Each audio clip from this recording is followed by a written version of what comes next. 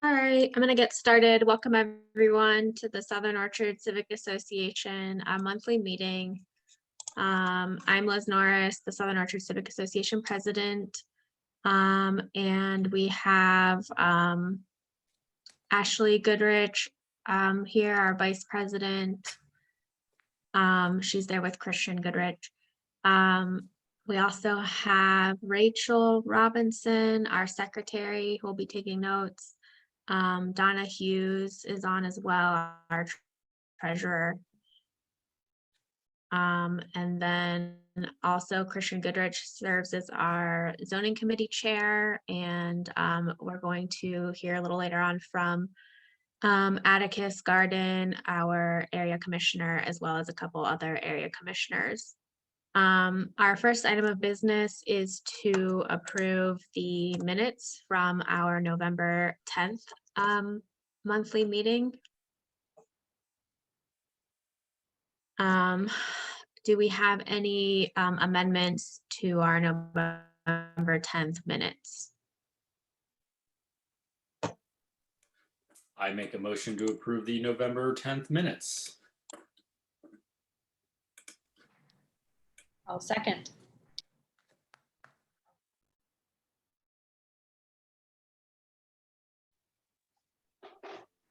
You're muted, Rachel.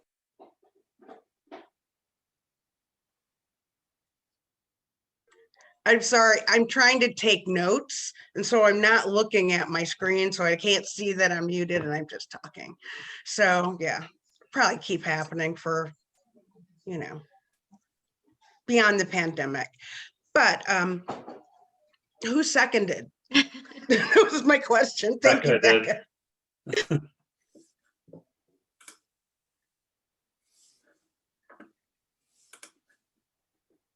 All in favor of approving the November 10th minutes, say aye. Aye. Aye. Aye. Oh, yeah. Oh, actually, would you raise your hands? Do the chat. It all works. Okay. Okay, all opposed? All right. Abstentions? Minutes approved. Thank you.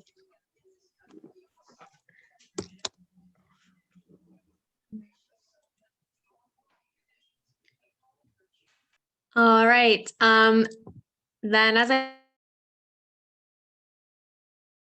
mentioned, we'll hear from a couple different areas.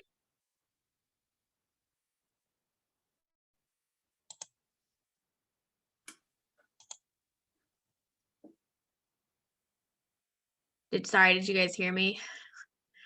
I got the internet is unstable message for a moment.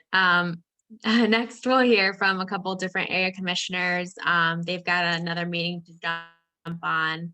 So Atticus Garden, go ahead.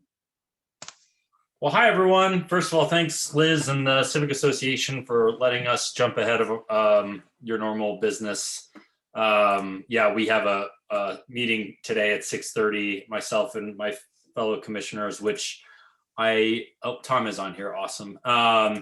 So at 6:30, in regards to the Giant Eagle site development, we have a special commission meeting that we have to jump onto. So thanks so much. I'll make this short and sweet so that I can hand it over to my fellow commissioners. You guys hear from me every month, so I figured it would be nice to get a chance to hear some updates from some of the Southside area commissioners, in specifically those who are chairs of committees.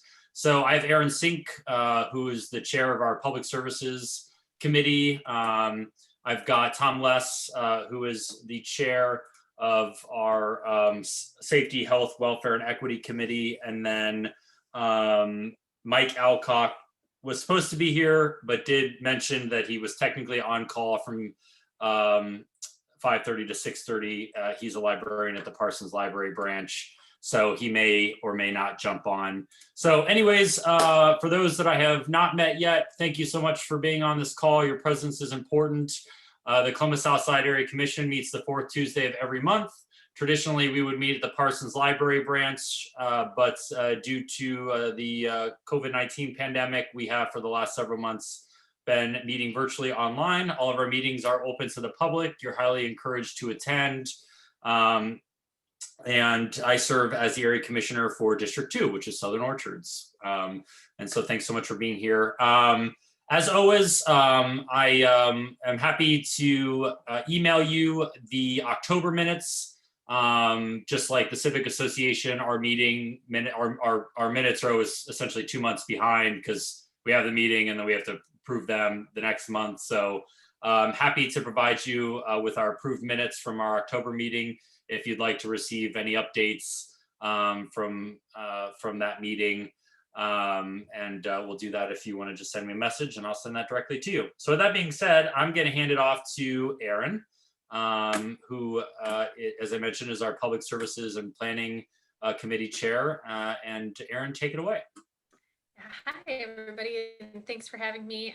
I'm Erin Sink. I reside in Marion Village, and so I do chair our Public Services and Planning Committee. We've got a lot of topics that fall under our jurisdiction, so anything from traffic planning, so like the Parsons redesign was done. We had a handle in trying to get some of the stoplights saved from being removed on that and kind of influencing how that design ultimately looked. We've taken on a project for the last little over a year about the parks throughout the South Side. So we visited all of the parks, did kind of an assessment of what is there, what additional amenities the community might want, and put together a priority list of those projects so that as the city has different pots of funding to fund improvements at parks, that what they're funding aligns with what the community is asking for in those different places. So we're starting to see some of those projects roll forward. One example from the Southern Orchards kind of neighborhood is at Carnes Park. They're going to be soon making some changes to the fencing around the basketball court that was requested by some young men playing basketball there to have some more points of entrance and egress into the court. So things like that we can get through. We're going to be prioritizing some improvements to walking paths, some additional shelter houses in some places, more benches and things like that kind of came up at a lot of parks. So those are some of the projects we're working on. We also, when the city starts to work with us on updating the South Side plan. So this is kind of a long-term plan about what type of development projects should happen in certain kinds of places throughout the South Side, what sort of density and some of those parameters go in place. We have a community say in what that looks like, and so that runs through our committee. My committee meets the third Wednesday of the month. We again usually met at the library, but we're meeting virtually, and so on the commission's Facebook page, I always try to put an invite there so that you can join us. They're open to everybody. We, coming up on our agenda, are going to be looking at some traffic safety issues on Parsons, sort of near Livingston, just because there's some traffic issues there that are causing concern. So I really hope that you'll join us if you're interested in those things. I personally really love the traffic planning stuff. I'm an avid cyclist, and so I think looking at ways to make our streets work a little better for people around the neighborhood, and definitely within our neighborhood, slowing down some of that traffic that I know speeds down my street pretty fast sometimes. So those are kinds of things that we're looking at. All right. Awesome. And I think if anybody has any questions. One last update. One update I wanted to share from CODA. So I don't know if you have seen yet, but CODA has a service called CODA Plus that started operating in the South Side. And so all of Southern Orchards, the South Side, basically south of Livingston to a little south of 104, from the Scioto River all the way to Alum Creek Drive, pretty much is covered. And what it is point-to-point service. So they will send like a van shuttle bus that's CODA branded within about 15 minutes of calling and take you point to point within that service area. And so I believe it's free if you are being dropped off at like a CODA bus stop to then connect into traditional CODA service to another part of town. Or if you are just staying within, it's $275 for a ride. So, very competitive and much more affordable than, ride hailing services. I know we heard a lot of folks interested in using that to enhance mobility and thinking about populations specifically like seniors who may not be driving themselves or have other mobility challenges, that this would be a great tool for them moving through the community. So that is up and running, and you can hail it through the CODA app on your phone or by calling their customer service number. And I'm done. I will take questions if anybody has them. I would say, I think unless you have an immediate question, Aaron, could you maybe put your email in the chat? And if folks have any questions, they can email you directly. Because I want to give Tom a chance, and then that'll probably be most of our time. I think then we have to jump on our meeting. So, thanks a lot, Aaron. And really, I encourage everyone, if you're interested, we have a planning committee, a zoning and planning committee now here in Southern Orchards that Christian chairs. And so kind of tagging along with that, I would really encourage everyone to check out Erin's committee if it's something you're interested in. She wasn't lying. There's a lot that falls under. It's a very kind of general committee and a lot that falls underneath it. So I really would encourage you to at least check out one of her meetings and be a part of some of the great work that she's doing here on the South Side. So I want to introduce Tom Less, who chairs our newest committee, which is our Safety, Health, Welfare, and Equity Committee. And so I'm going to give Tom a chance maybe to talk just a moment about its inception and then a little bit about where that committee's at. Sure. Thanks for the invite. And I see a number of people on here that I know. Hi, John. Hi, Sarah. Sarah's actually on the committee. So some familiar faces here. So I'm Tom Less. I'm the Marion Village representative. Erin is actually an at-large rep or resident at large. So we're not doubling up for Marion Village, just different roles. The Safety, Health, Welfare, and Equity Committee, which is a mouthful, came about after a number of the protests here earlier this year, and a focus on re-envisioning, what is safety, what does policing look like, and how can we be equitable both within that and in other areas of the commission. So zoning in particular is kind of a big deal. One of our mandates that we're working on, albeit a little more slowly than I had intended, is some commissioner training. This could also extend to some of the zoning chairs of individual civics around kind of the history of things like eminent domain, redlining, racism and zoning codes, which have a very strong history of increasing development costs to keep people who might be economically depressed out of neighborhoods. Things like that that we want to talk about and make sure that people are working from a similar framework when they start talking about zoning, development, affordable housing, these kind of topics. As part of that too, and I've started some engagement on, is the city is looking at doing a big zoning revamp, one of the first in quite some time. And as part of that, we want to make sure that some of these concepts of equity are making its way into that discussion and that conversation around how can we promote affordable housing, not just in specific locations, but citywide, across all developments. How do we promote this? So that's some of the conversation we're having. We're of course keeping an eye on all things to do with the Civilian Review Board and that development and that progress, and advocating through the commission for the changes that we're hoping to see as a community regarding a number of those topics. So if you hadn't seen it, there was an announcement last Monday of City Council regarding some redistribution of funding from the public safety, and that was basically creating a response unit specifically for mental health issues and drug response that does not necessarily involve police officers, that might be more specialists or could be a partnered police officer with someone who might be a social worker or a mental health specialist. So those are all good things that are hopefully happening, and we want to make sure continue to happen. So we got a pretty broad mandate, a lot of things we can work on, but those are kind of some of the topics that we discuss. We meet on usually the fourth Thursday. However, given the last month would have been on Thanksgiving and this month would be right around Christmas, we've got a meeting instead on December 10th, which is next Thursday. So a little bit off cycle there, but just to try to make sure everyone can, safely meet, Zoom meeting, whatever, with families, and we're not interrupting that time. So I think I covered most everything. Yeah, I guess then since we've got a couple minutes here, I suppose we can ask, if it's all right, Liz, if anybody has kind of any immediate questions, maybe for Tom or Aaron.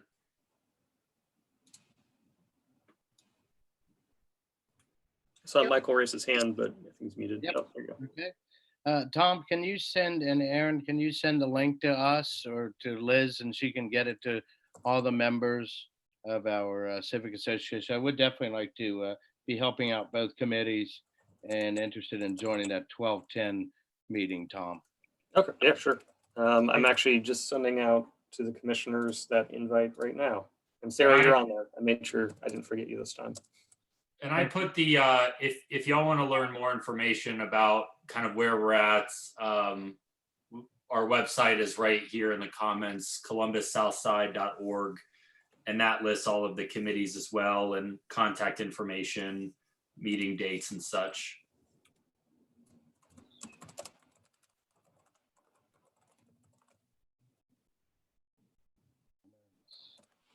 And I just put my email in the chat window as well, both my work and my personal. I don't really care what you use, but.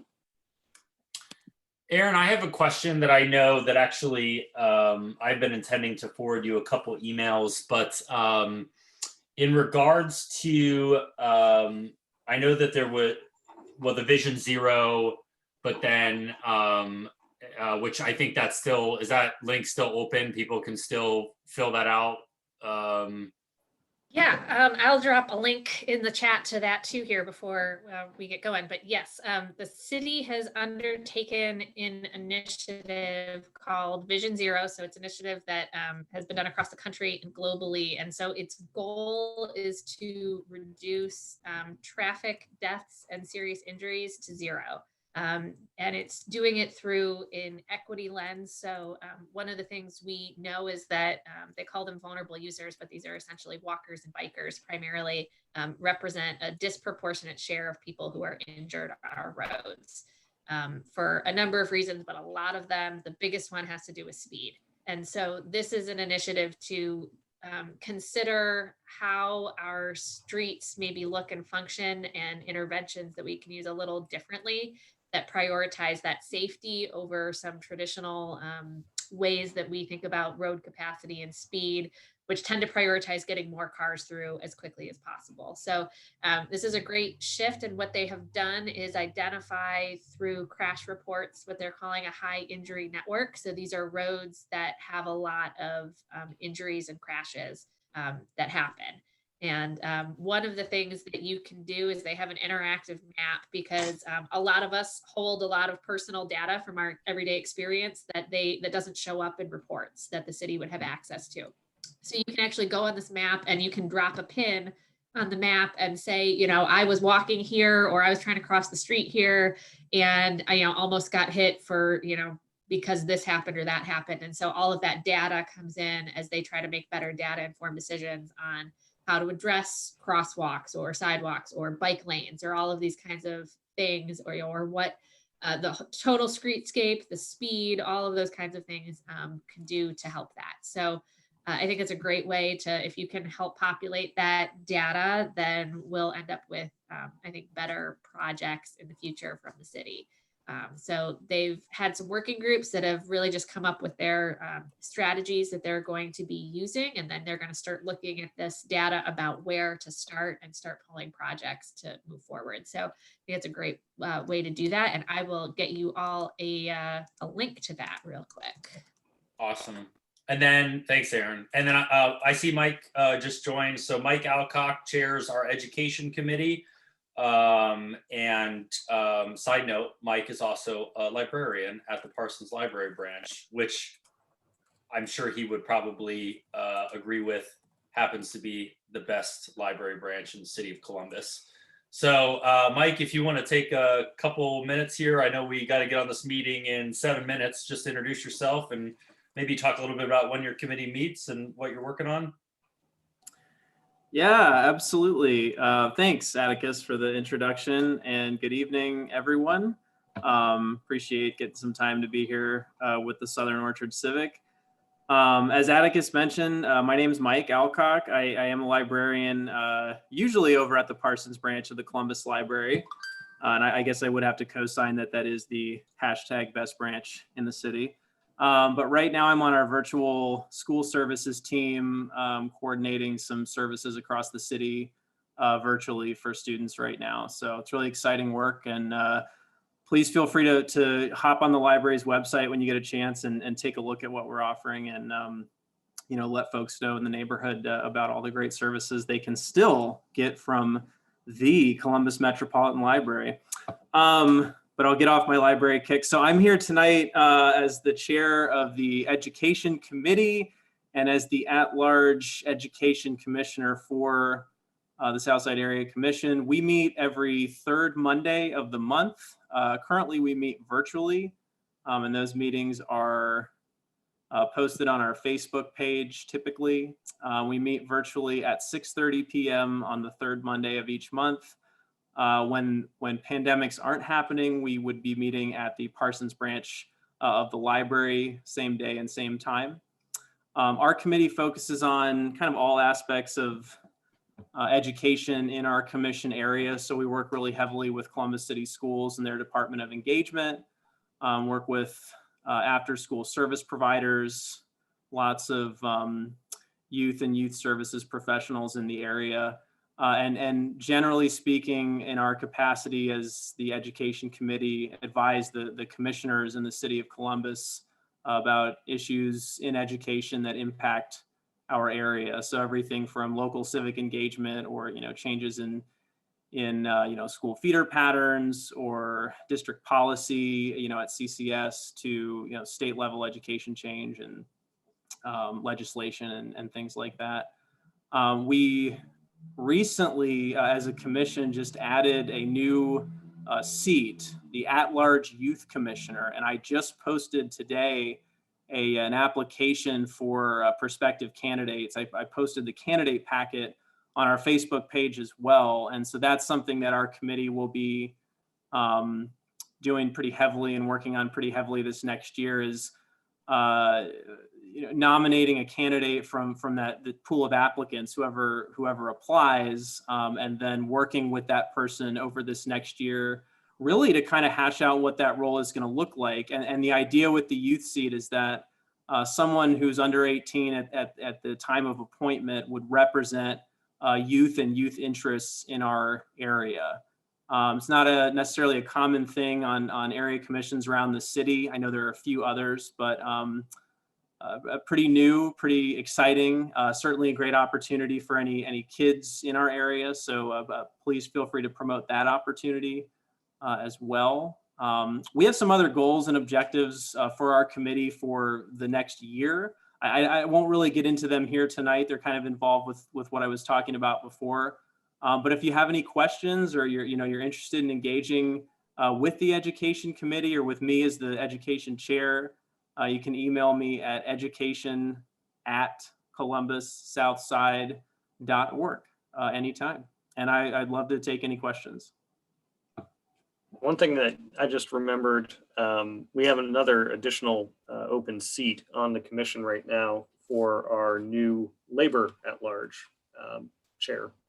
So this would be someone ideally representing workers within the district limits. So we are looking for someone to fill that role as well, for anyone who might be interested. Yeah, if anybody has any questions for Mike too, I would say just email him directly. As I mentioned, I put our website in the comments, columbussouthside.org. You can find all of our contact information on there. We have a lot of different committees. First of all, thanks, Mike. Thanks, Aaron. Thanks, Tom, for jumping on. We've got to get off and be on another meeting in like 2 minutes. But each civic association is permitted 3 representatives per committee on the Columbus Southside Area Commission. So right now, Southern Orchards has no representation on any committee except for me, and I serve as a commissioner. I think technically I take one of the seats on the Safety, Health, Welfare, and Equity Committee. So there's a lot of open opportunities for our neighborhood to engage, particularly on the commission level. And that obviously, I think, integrates well with the Civic Association. So we have a lot of other different committees. We have a Religious and Social Services Committee that focuses on, engaging faith-based institutions and nonprofits in the neighborhoods. We've got others that are listed on our website. So we're really highly encourage you to spend some time to check those out and maybe shop around a little bit and attend a couple of them over a couple months and kind of see if anything catches for you. So with that being said, I think we're finished here. So we'll yield our time back to you, Liz, and thanks a lot, everyone. I hope you have a good night, and we'll have updates on the Giant Eagle site after tonight. Thank you. Thanks all. Thanks, Liz. Thank you. All right. We don't have too much going on today, so hopefully it won't be a terribly long meeting. So next we'll go to the Southern Orchards Civic Association Executive Board to hear report outs and then also about our committees. Donna, do you have any financial updates?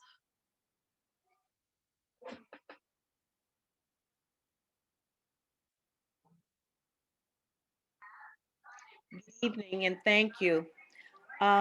Because of the way our credit union makes statements available, I do not have the November statement yet. But in looking at the transactions that we had during the month of November, we started with an opening balance of $2,360.96 in checking and $299.24 in savings. I made deposits of $73 for people who joined and paid membership. We had expenses of $150 for one of the presenters for the National Night Out for Safety and Liberation, which leaves our closing amount at $2,283.96 for checking and $299.25 for savings. We usually get a penny on our savings, and one of the things that I shared with the executive board this past Sunday was, as we begin to look at what we are going to spend this year, we should consider going ahead and moving some of our operating monies into savings so that we can generate a little bit more interest than 1 penny per month. So that's the extent of my report. Are there any questions? I have a question. Yes, John. Dues are going to come around pretty soon. Yes. And during the pandemic, how do we pay dues? You will be able to either drop them off at my house if you let me know. I'm generally home during the day because I'm retired, or you can put them in the mail. And my address is on the agenda, I think, but if not, I'll put it in the chat so that you can put it in the mail to me. And they are $12, and our fiscal year goes January 1 to December 31st.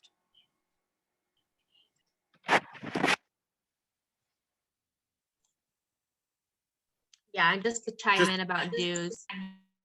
Pardon me? Just to chime in about the dues, per our current bylaws, if you're a member for 2020, you will remain a member through April. So you have January to April of 2021 to pay your 2021 dues. If you want to have a consistent membership.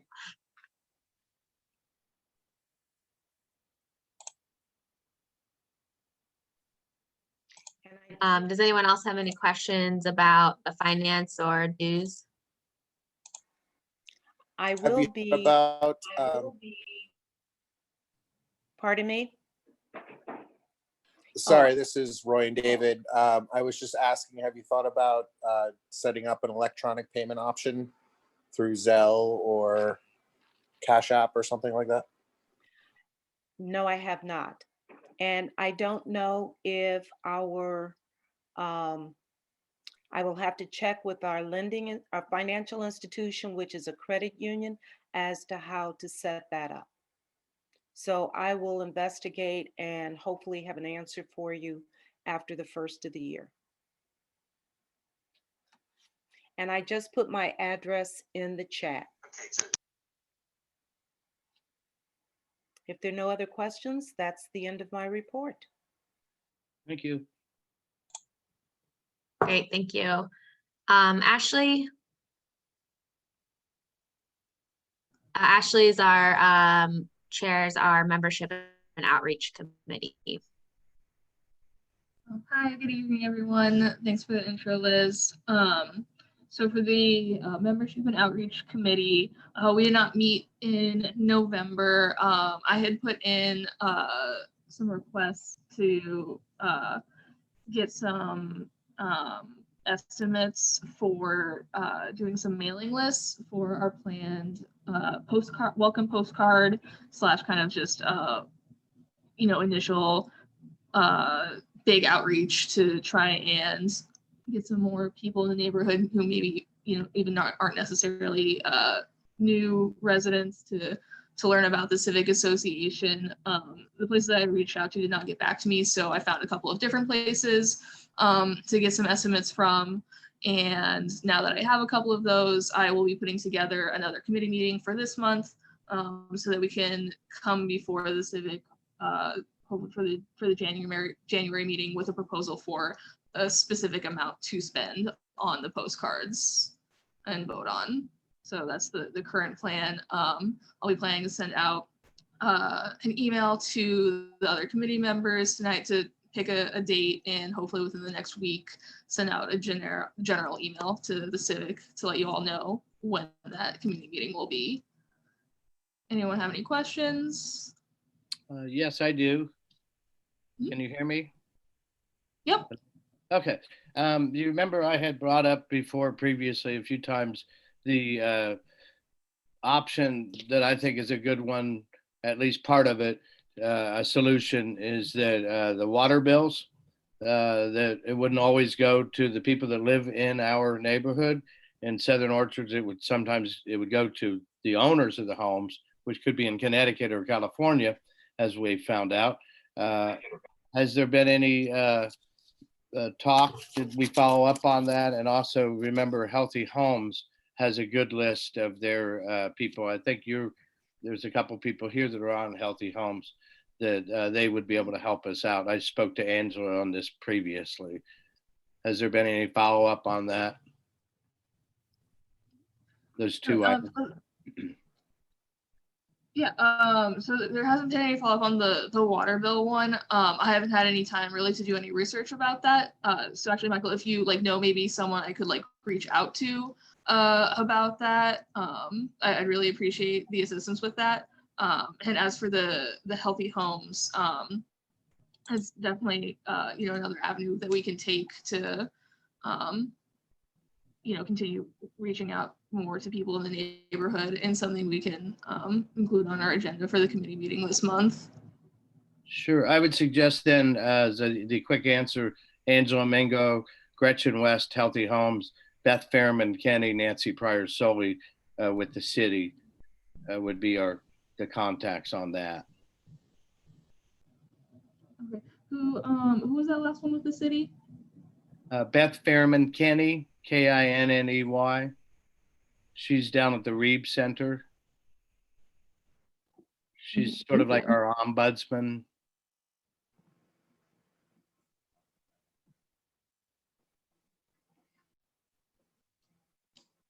That's all. Thank you.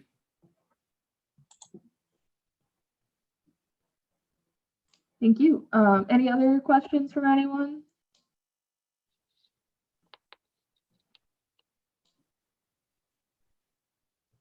Nope. All right, then that'll be wrapping up my report. And anyone who can join our committee meeting, hope you'll be able to be there. All right. Thank you. Thanks, Ashley. And we usually email out those committee meeting details, and we try to post them on our Facebook, and anyone is welcome to join.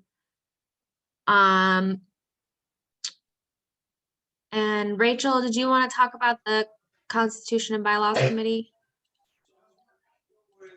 Yes. Yeah, I, owe the Civic an apology because I've had the first draft of this, of our updated Constitution and Bylaws, for several months, but there are several things that I know need to be addressed, and I was planning on convening another meeting, but, in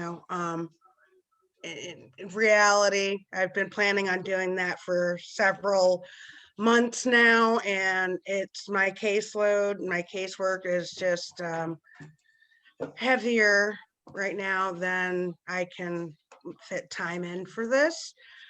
But we didn't put this on the agenda, and I didn't offer this at the executive board meeting, but after the meeting, whoever wants to stay on and review what we have for the where we are in the bylaws, we can do that, and I could just share a screen and we could walk through it. But otherwise than that, yeah, I would like to hand this project off to someone, but we can look through it and see where we are at the end after. Yep. Okay, great. Christian, do you have any updates from the Planning and Development Committee? Nothing right now. I'm probably gonna reach out to the committee sometime this week to schedule something for the new year. New year, new plans. So we'll something be sent out. We'll figure out a date and get that sent out to everyone in the Civic. Thank you. Great. So by kind of default, I have typically been the chair of the nominations committee.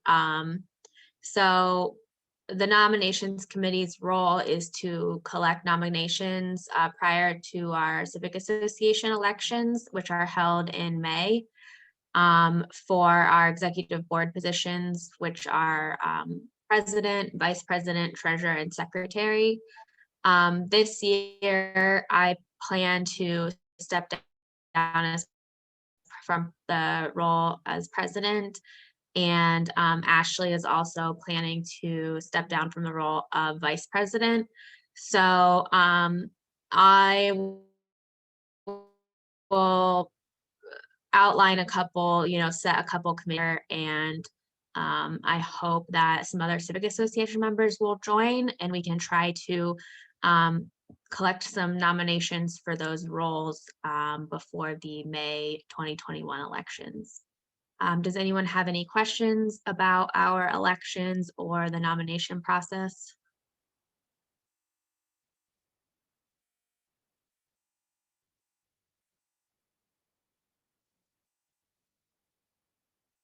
All I right, would hearing no say, questions. oh, wait, I go just, one real quick thing, that when we ahead. do, let me, hold on.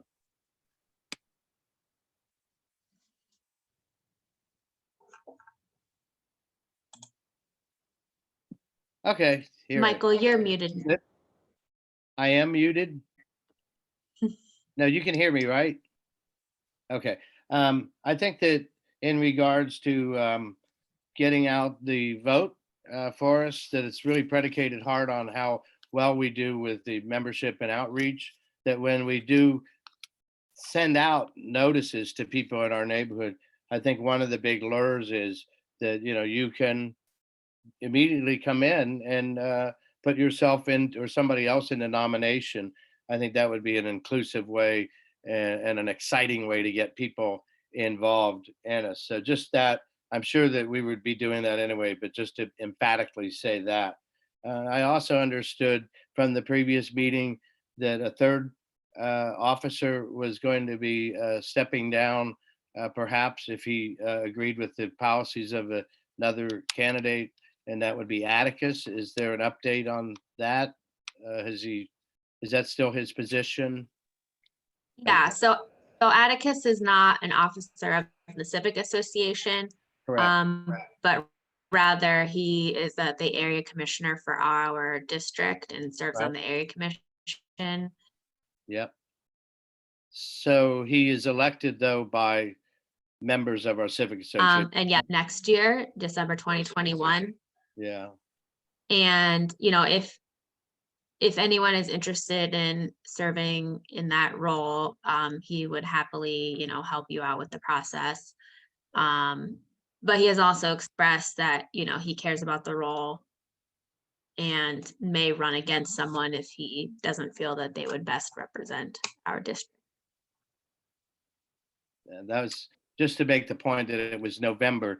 That was my real question. It's November of next year. So, but we could put that into, my point being, we could also put that into the membership outreach. If that's the case and Atticus hasn't changed his mind. That would be up to him. That's all. Yeah, and also as a note, Christian is also looking for someone to take over the chair of the Planning and Development Committee next year as well. When would that be, Christian? I think it would be taking over in September, but we could make all the transitions at the same time if we'd like. September. Actually, it would be with the May elections because the Okay, there you president go. nominates the chairs or appoints the chairs. Perfect.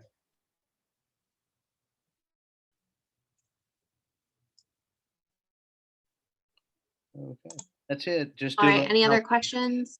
Nope. So we're also trying to get together a website planning meeting. And I apologize, I've been really busy the last couple of weeks, so I haven't gotten that meeting together. So I thought, tonight I would just propose a date. And I know that Becca was interested in being involved with that, and Ashley, and then anyone else who's interested. My schedule is pretty open, so I was kind of thinking on a weekend, morning, like 10 a.m. or 11 a.m. I didn't know if Saturday the 12th would work for you both or anyone that's interested.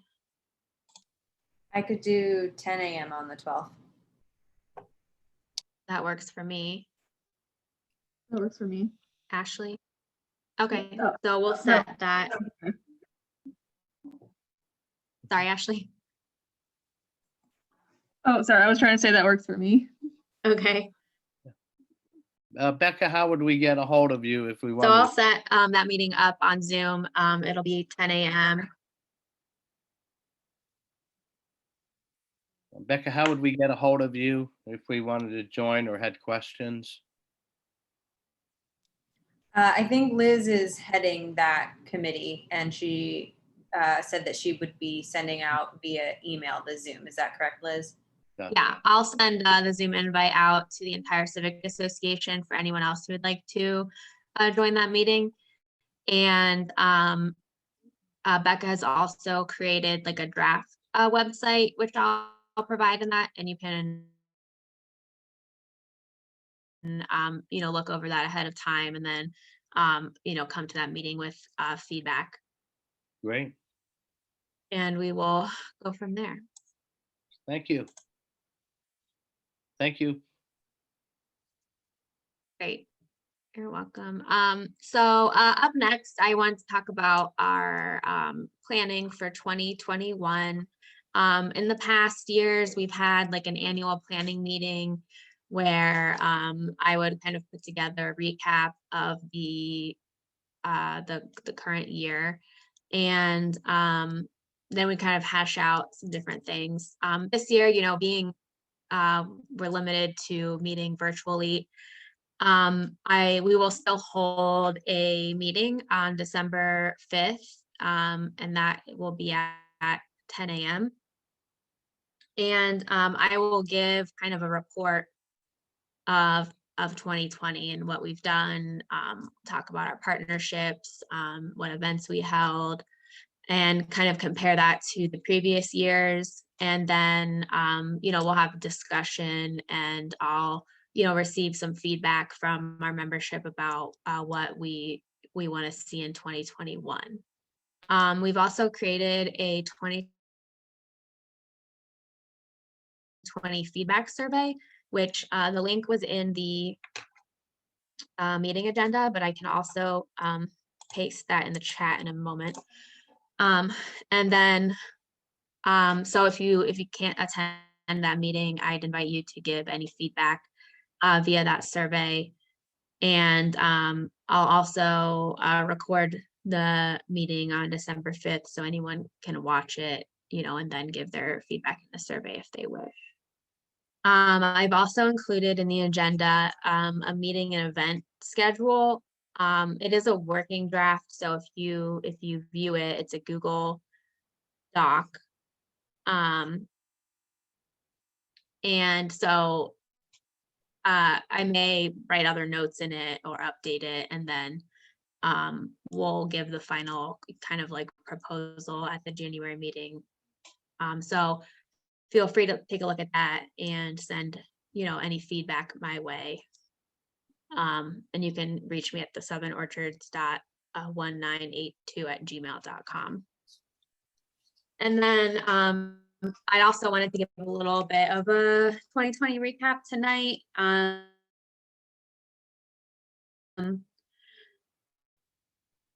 couple of things that I jotted down. Ship member Donna Hughes stepped up to take on the role of treasurer this past June, which we're very grateful for.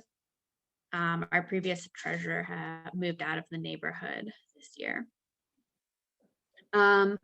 In 2020, we also had to adjust, to our new reality with COVID and the global pandemic, and move our meetings, from in-person meetings to virtual meetings. We held a socially distanced garden tour in July, and this year we were able to increase our resident participation from the prior year. The previous year, we only had maybe 3 stops on our garden tour in Southern Orchards because we partnered with Ganther's Place. And this year, we had a lot more stops. I can't remember the exact number, but we had, the whole tour was only Southern Orchards this year. We held our first virtual event, our Night Out for Safety and Liberation. And that was an all-day event where we had speakers from both our own community in Southern Orchards, and then the greater Southside community, and then as well as speakers from different parts of Columbus at that. This year, we didn't see as many zoning variances. We only had, I believe, 2, 680 Parsons Avenue and 641 East Casa Street. And then we had 1 demo, which was 655 Ann Street. And then we were able to hold 3 in-person monthly meetings this year, and then including this meeting, 6 virtual monthly meetings. So we did miss 2 of our typical meetings, I think, due to the pandemic needing to cancel the in-person meetings and then regroup and move to virtual. So that's, a small overview, and then I'll give a little bit more of a detailed overview on Saturday for anyone who wants to join. Does anyone have any questions? Liz, what time is that meeting on Saturday? 10 a.m. 10 a.m. Thank you.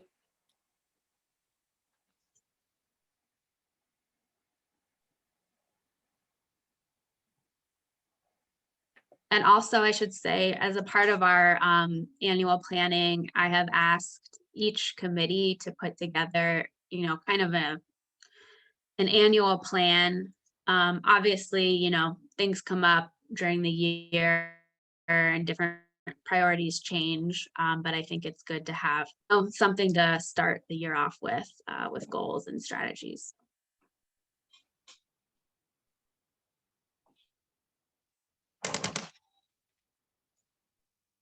Any other questions, comments, feedback?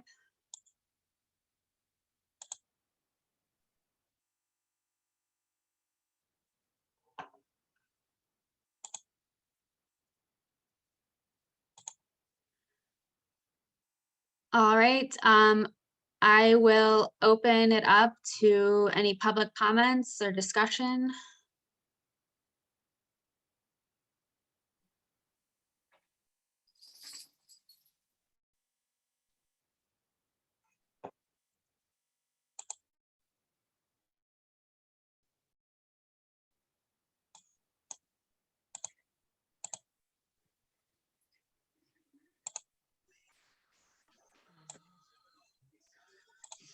So would now be a good time to just review where we are in the Constitution and bylaws?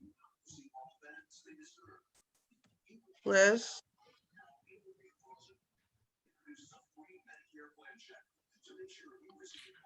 Yeah. Okay, if there's no other public comments, okay, so I don't know if you can, oh, I'd like to share the screen. Okay. I think you can. Oh, no, you can't. Hold on. All right, now you should be able to. Okay.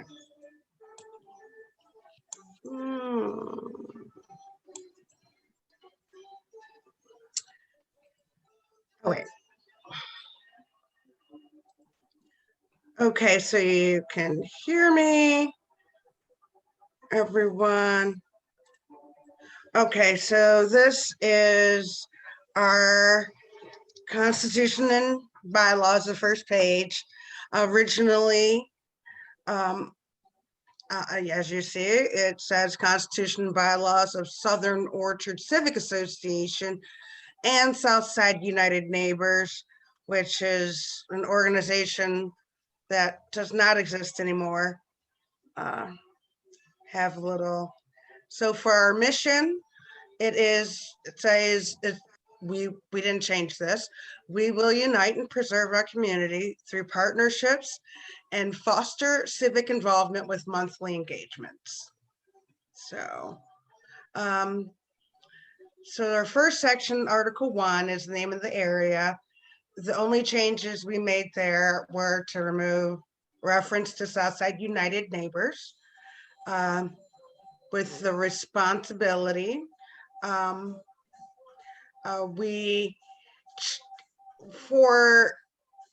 Where it says to represent, anyway, it used to say to provide for our own area as described in Article 1.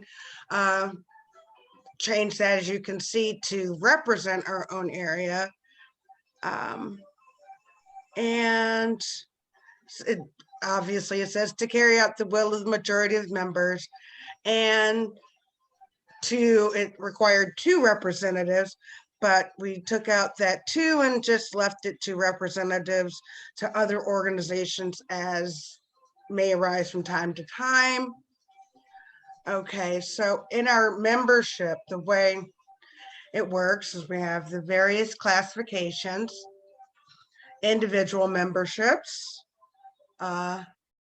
patron memberships, which are open to non-resident property owners, businesses, houses of worship, and other institutions that are within Southern Orchards and that are interested in the goals and principles of our association. So we made no change to that. We have the honorary memberships, which we have not conferred on anyone since I've been participating, but it's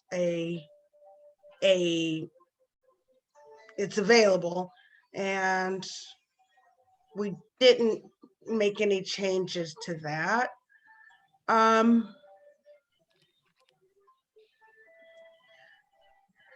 Okay, so yeah, and then there's number 4, non-resident memberships, and we deleted that out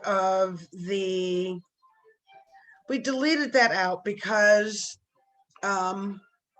we want non-resident memberships. I don't know why we don't want to have non-resident members. I think that's why we took that out. It has been since March since I've looked at this. Okay, so what we wanted to change was the voting privileges. So each individual member is entitled to vote, as well as a patron member. We deleted this clause that says entities that share a common member relationship shall be considered to have the interest of the whole represented by that one member and are limited to 1 vote. So let's say what we took out was we had someone that came from a dentist office that was in the neighborhood, and she came as a representative of her dentist office.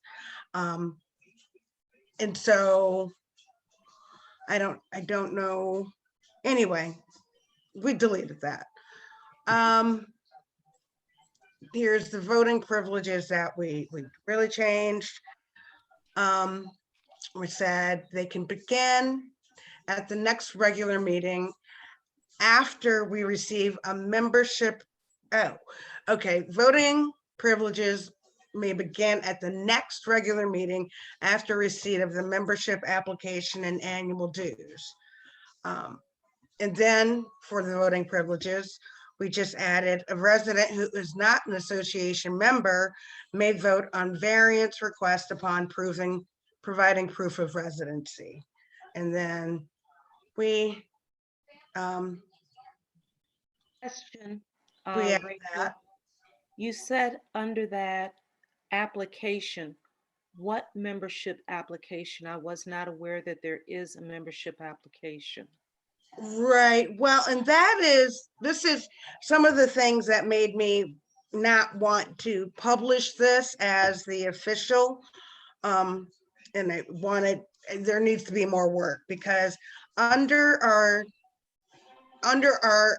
bylaws now, there is supposed to be an application, which I've never seen an application. We don't have it.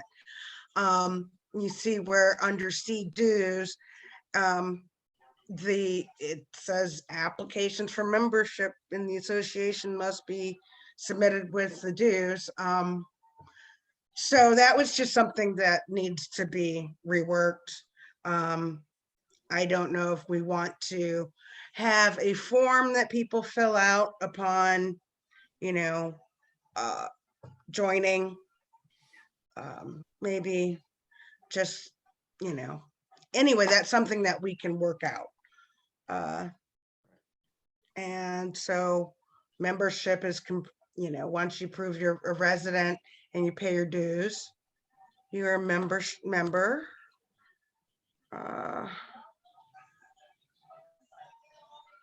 Okay, so, and actually what we did talking about the meetings, we do not have any provision in here for a specific virtual meeting, but we don't have anything that says we can't. So, so under B, it originally talks about who can come to the meeting.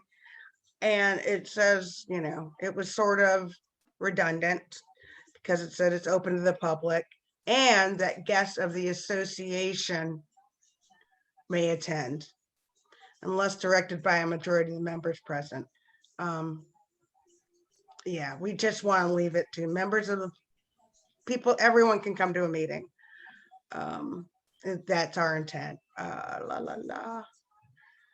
And then talking about the officers,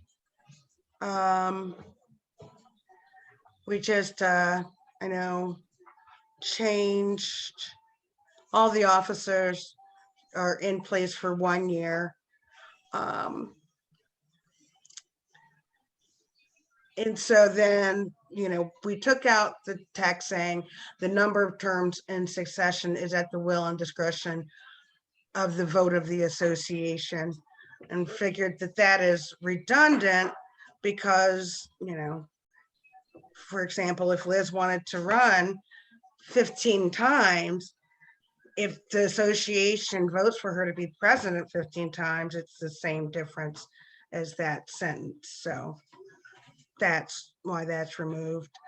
And then we just, you know, added in for president that the president shall present the agenda and preside over the meeting. Before it was only presided over the meeting. And, you know, the president shall reserve voting rights to vote only in the event of a tie. That's obviously not changed, but just want to highlight that because that's something that we talk about in meetings that has come up. Okay, and so then the president shall be responsible for the direction of meetings, as well as the planning and organizing the annual calendar event and goals. So we just kind of made that sentence a little bit more specific. For the secretary, we added in requirements, and that at least 7 days prior to the meeting, the secretary shall send the proposed agenda and meeting minutes for approval. And that shall notify members of vacancies. Then we added talking about, for the treasurer, it basically said the treasurer is to account for all money. So we added some, you know, meat to this sentence saying, you know, money dispersed or received. The treasurer shall report on the disbursement and receipt of monies at regular meetings. Treasurer shall collect and receive all funds received from the operation of the association and deposit it in a checking account in the name of association. So then we just the executive board,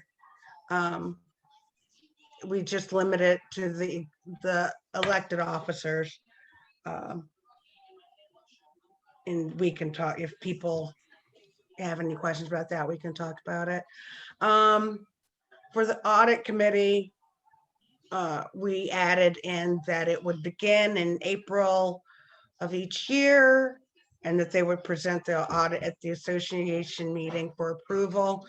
And that is because it's essentially, we run on a, you know, April and May is when we have our elections, and that's when we have our annual election. So anyway, that's that. Let's see. Here, it state, what we deleted was it says committees may include professional resource person or consultants who are not organizational representatives or individual members. However, the chairperson of each committee must be an association member with voting privileges. We sort of deleted that out because we might, I don't know if we have like professionals or consultants participating, if they need to have, a vote, but something to be discussed. We added in that, change the language for the election, stating that the nominations may be taken from the floor at the March, April, and the May meetings.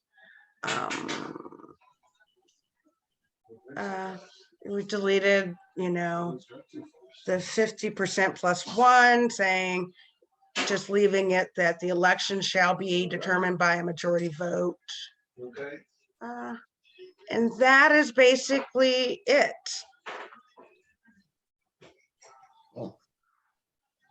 So,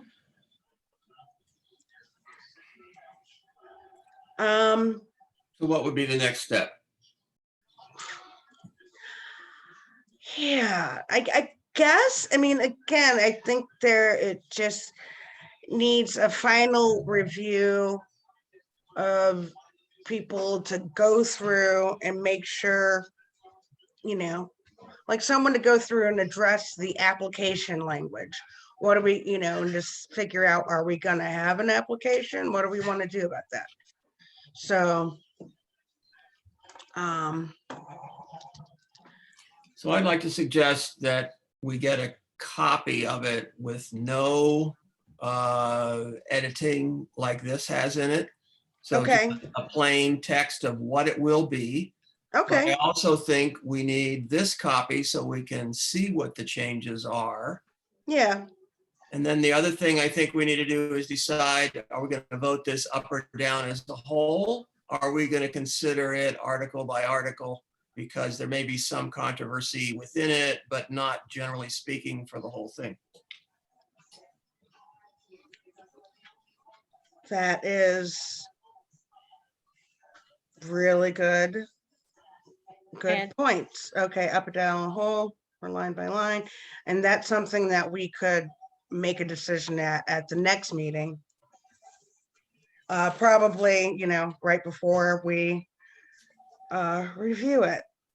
Line by line. I would like to comment, having worked on bylaws before, usually, they're presented to the body the month before they are presented for a vote, so that if there are going to be any changes whatsoever, they are discussed at the previous meeting.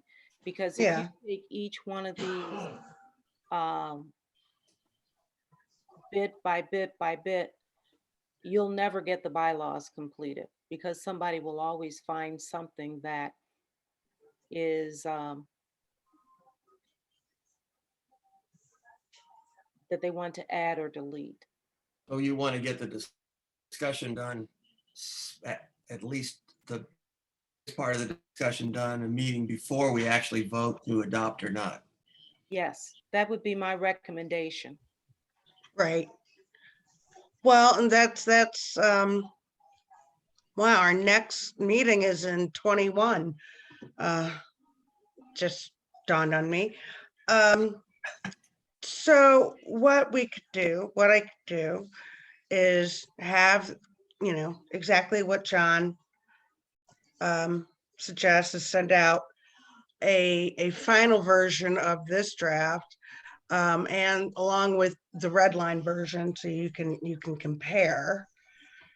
I think at the next meeting in January, it should be on the on the table of, we should make a decision of whether or not to vote it up and down as a whole or line by line, just to have that there. And it might be that, yeah, we can make that decision in January.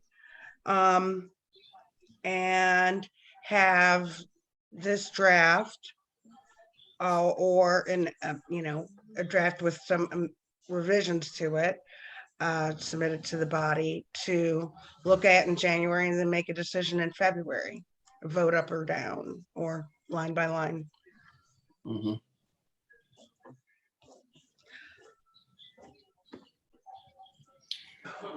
And I agree with the timeline, and I also agree with Donna in regards to we would get deep into the weeds without being exclusionary to people, but for a matter of efficiency and in order to get it finished in a timely fashion, I'd agree with Rachel and Donna on those points.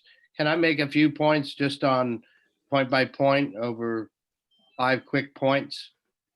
Of course. Okay.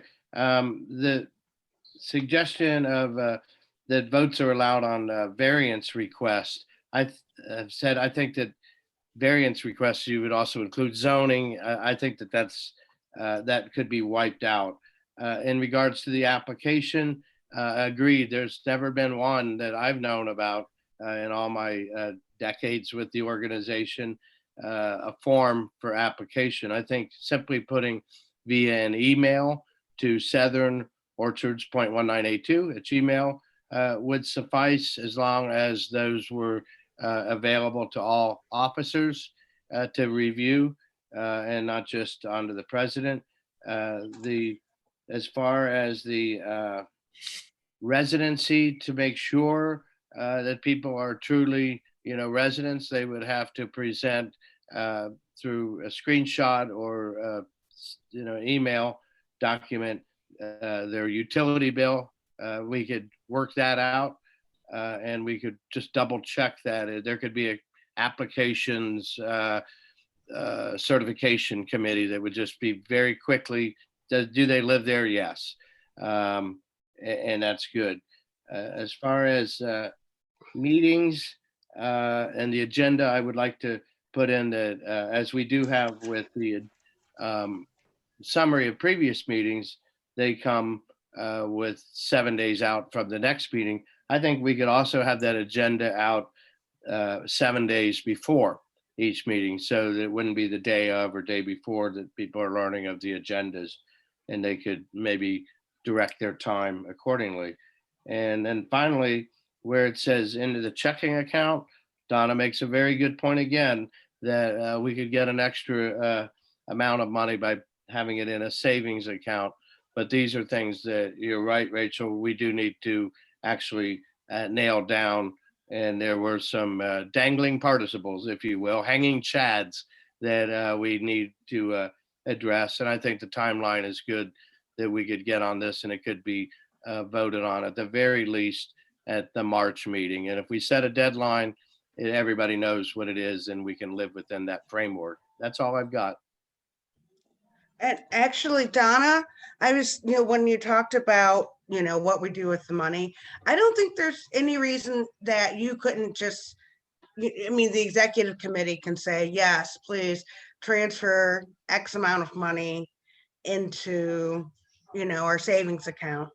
Well, my proposal will be based on what our plans are for the coming year and what the estimated expenditures would be, and then make sure that that becomes our operating budget, and then move any overage into savings so it can accrue some interest.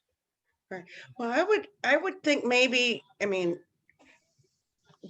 you'd want to have the bulk of the money over in savings because it does earn interest. And maybe it would be looking at the needs of, the association every 3 months out to do I don't know, it's just something like that. So you have most of the money sitting in savings, but you take out what you need when you need it, instead of, for a whole year. I don't Yeah, transfer it back and forth. Right. But I don't, yeah, if you can do it electronically, that would be, Yes. very can be done. convenient. But I don't think there's nothing in our bylaws that says you have to get actually permission from the executive board either. I think you can make those decisions on your own. I'd rather wait and discuss it with the executive board so Oh, that it's not something that can be perceived as arbitrary on my behalf. So Mhm. what I will bring forth, and I really will probably wait until after we have an audit of 2020 so that everything is clean. And then I propose to the executive board a percentage of money that we have at that time to be transferred into savings. That sounds great. We just want to make sure that the bylaws don't prohibit that and otherwise lock you into just a checking account if that's the way people might see that. Right. Yeah. That's exactly right, John. That was my point earlier. Donna, I've got a question.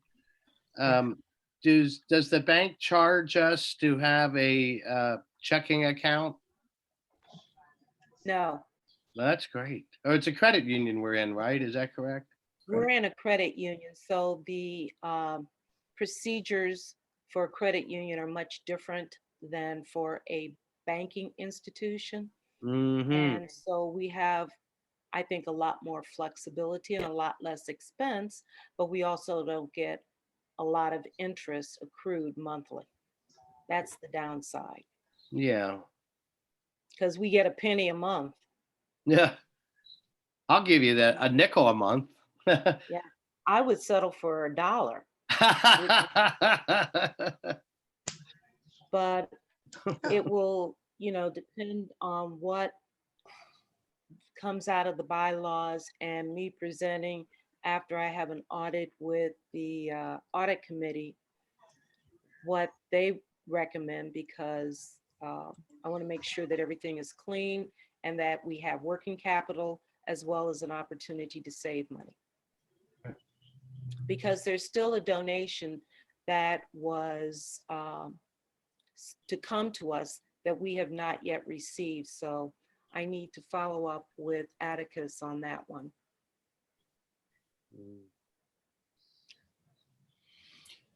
Can I And say I'd something like to about get the that in application? before the end of the meeting.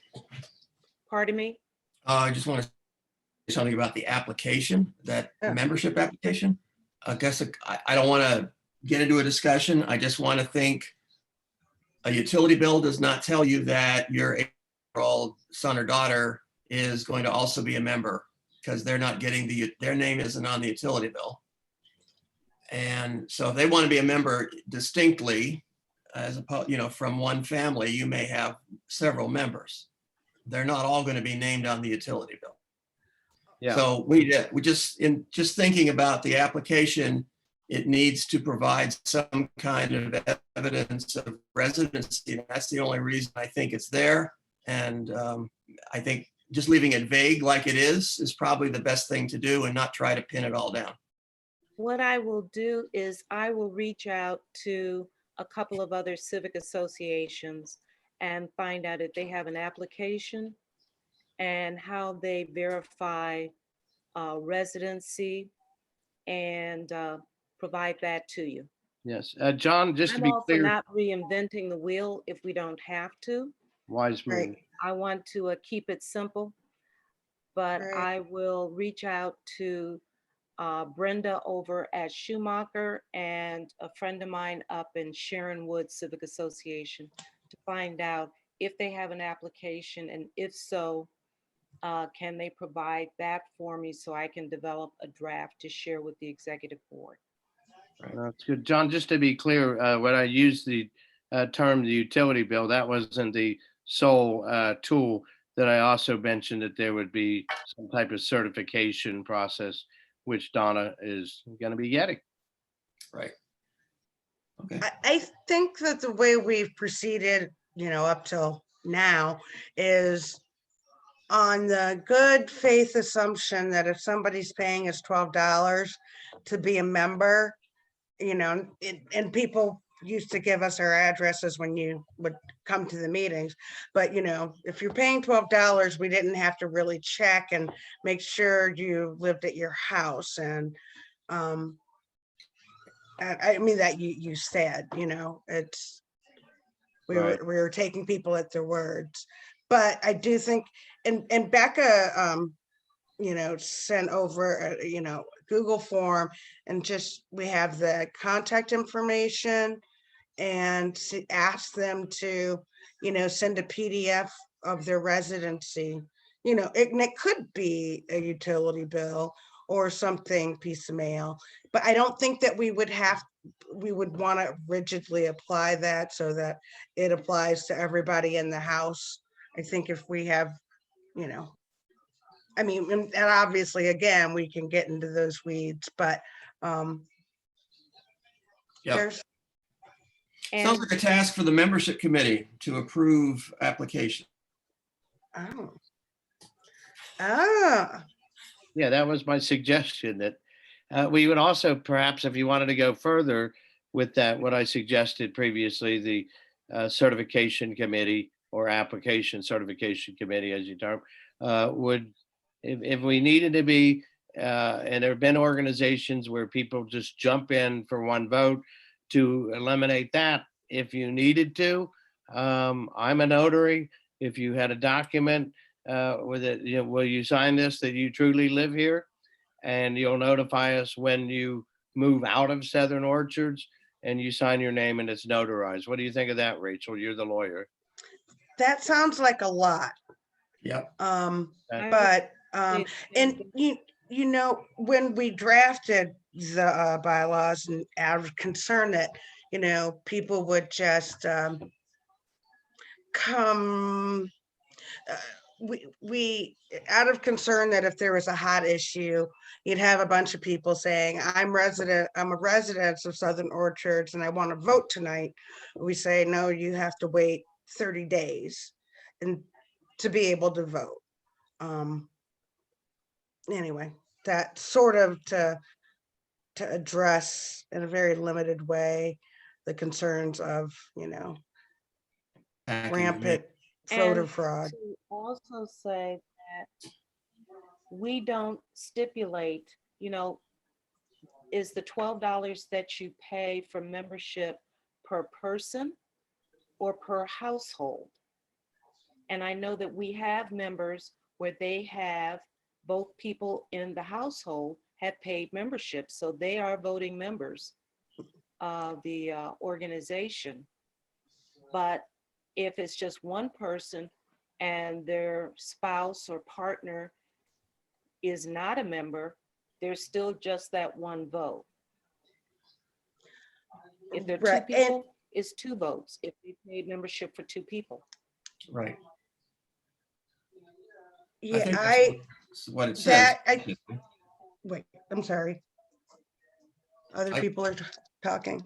I just think that's the implication of what I saw when we read through the bylaws, that each person, regardless of how many people they live with in the same household, each person pays their $12 and they're an individual member. Yes. Yeah, that's my understanding of it. And same here. But Well, what I will do is I will reach out so that we don't drag this conversation on, because we can come up with all kinds of examples. I will reach out to the two people that I know who are in civic associations to get a feel for what it is they do. And if they have such an application, ask them to send it to me, and then I will forward it to you, Rachel, so that you will have it to share with the committee. Okay. And I'll do that tomorrow. Okay. That sounds good. Thank you. Good deal. Thanks for all your good work, Rachel. Well, I did that like, you know, 6, 7, 8 months ago, but whatever. My notes are from January 2020. Okay, well, it's been a heck of a year. Blame it Okay, on if it- COVID. That's what I did. so if Good. there's no more comments. Well, All right, that was easy. Yep. All right, everybody. Well, I guess have good nights. Happy holidays. Oh, yeah, that too. Peace and be well. All Wear right. your masks. See you after the new year. Thanks, everyone. Bye. Thank you all. Night, everyone. Thank you.